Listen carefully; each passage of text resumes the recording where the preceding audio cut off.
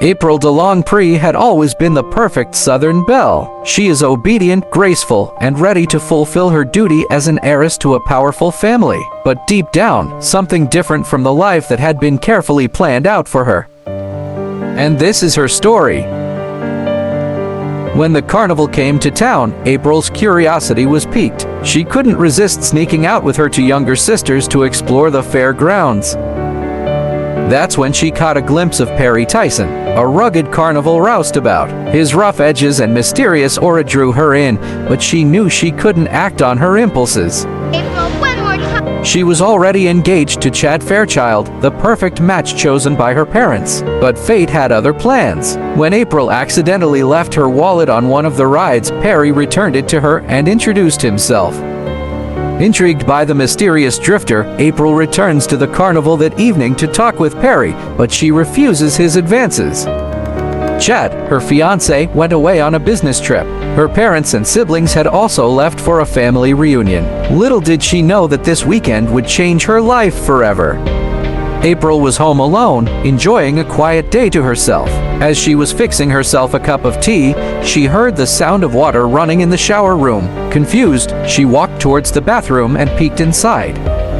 To her surprise, she saw Perry taking a bath in her shower room. What she saw was a sight that made her heart race and her cheeks flush. Perry, with his toned muscles and rugged looks, was standing under the shower. Panicked, April ran to call for help, but as she reached the front door, she stopped in her tracks. April felt a surge of desire that she had never experienced before. She quickly turned away, trying to regain her composure. But when Pay stepped out, wearing nothing but a towel, April's willpower crumbled. She couldn't resist his charm any longer and gave in to her urges. They had wild, passionate lovemaking that left April feeling alive and liberated. Their affair was passionate and thrilling, but also filled with guilt and shame. April couldn't help but feel conflicted about betraying Chad and her family's expectations. Seeking solace, she confided in her grandmother Belle, who had always been her confidant. But Belle sensed that something was off and asked the local sheriff to keep an eye on April.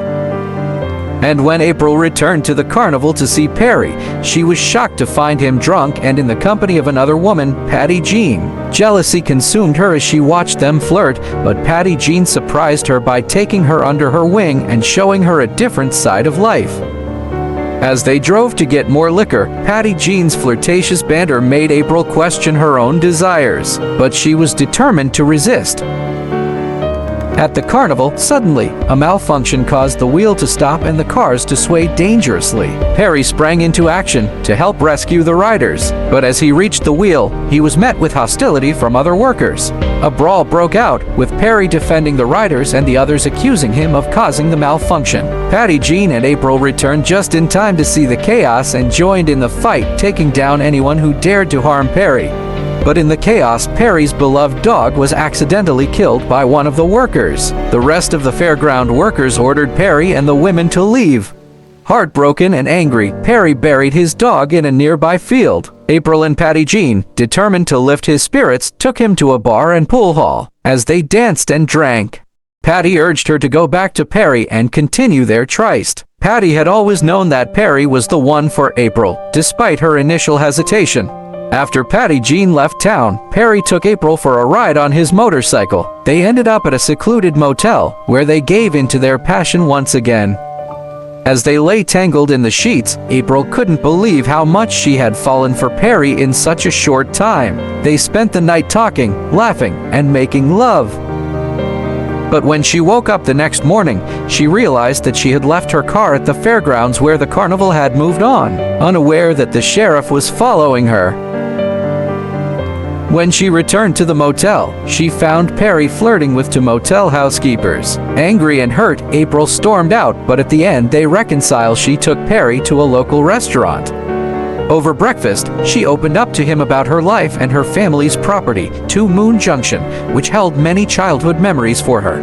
But as much as she wanted to continue their affair, April knew it was time to end things. She had a privileged life waiting for her, and she couldn't risk losing it all for a fling with a drifter. Quarrel erupted again. Just as she was about to leave, Sheriff Hawkins appeared and arrested Perry. He drove him to the state line, warning him never to return.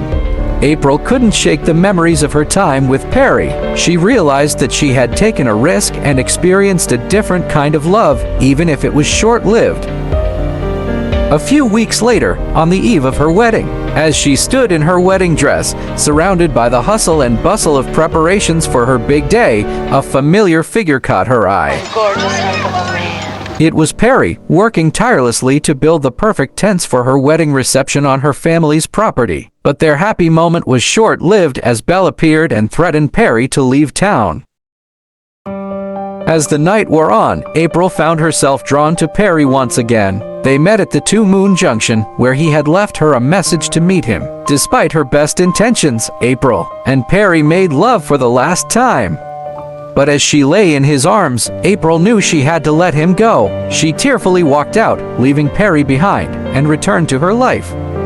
Meanwhile, Chad, April's fiancé, was enjoying his bachelor party at a rundown pavilion by the lake. Little did he know, April and Perry meet there. As the sun rose on the morning of the wedding, Perry packed his bags, ready to leave town and start a new life. But as he stepped out of his motel room, he was met with a gun pointed at his head by one of Sheriff Earl's deputies.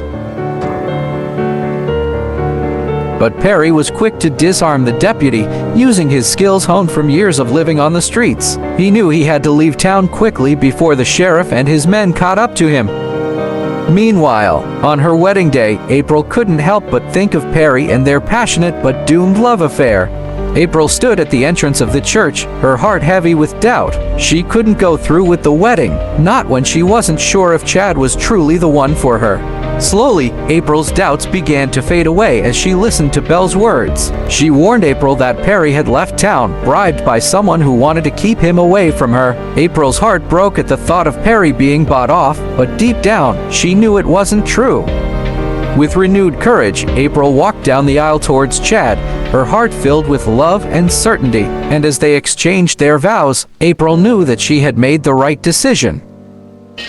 Sometime later, Perry was working as a dishwasher at a blues nightclub in another town. It was a far cry from the life he had dreamed of, but he was grateful for the job and the roof over his head. As he walked back to his motel room, he couldn't help but feel lonely.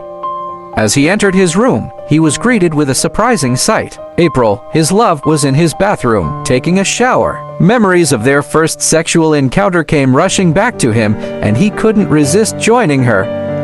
As they embraced and kissed, April's wedding ring glinted in the bathroom light. But in that moment, it didn't matter. They were together, and that's all that mattered. They made love in the shower. April's heart was torn. She was married to Chad, but she couldn't deny her feelings for Perry. But as they lay in each other's arms, she knew that this was where she truly belonged. For more video like this, please subscribe to my channel, DCGX Stories. Don't forget to like my video and please do share as well. Thank you for the help. Enjoy watching.